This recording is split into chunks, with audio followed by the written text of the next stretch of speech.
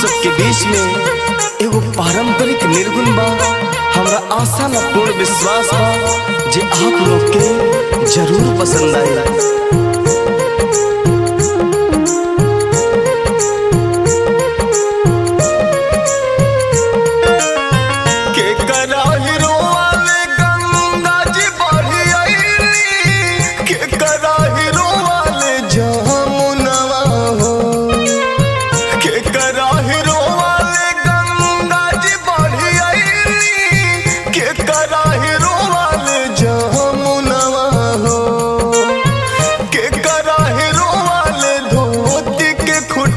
जाले के रोवे बड़ा हो माहिनवा हो के कराही रोवाले धोती के खुट भी जाले के रोवे बड़ा हो माहिनवा हो।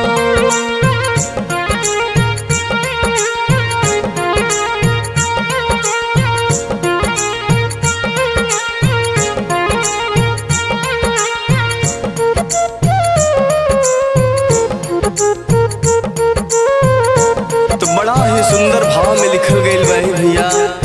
कैसे माई के रोवाले गंगा जी बढ़ी आईली, बाबूजी के रोवाले जमुनवा हो। माई के रोवाले गंगा जी बढ़ी आईली, बाबूजी के रोवाले जमुनवा हो। भैया के रोवाले धोती के खुट भी जाले, बहिनी रोवे बड़ा हो माहिनवा हो। भैया के रोवाले धोती के खुट भी जाले, बहिनी रोवे बड़ा हो माहिनवा हो।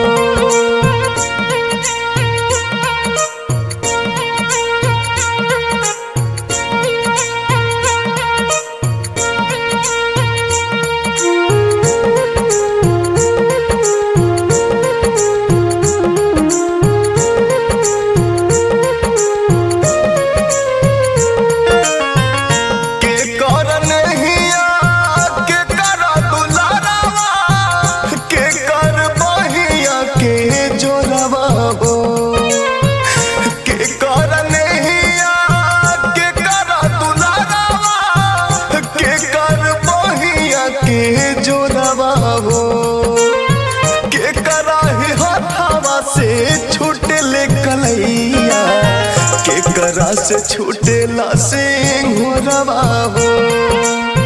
के करा हाथावा से छूटे कलैया के करा से छूटेला सिंघोरवा हो।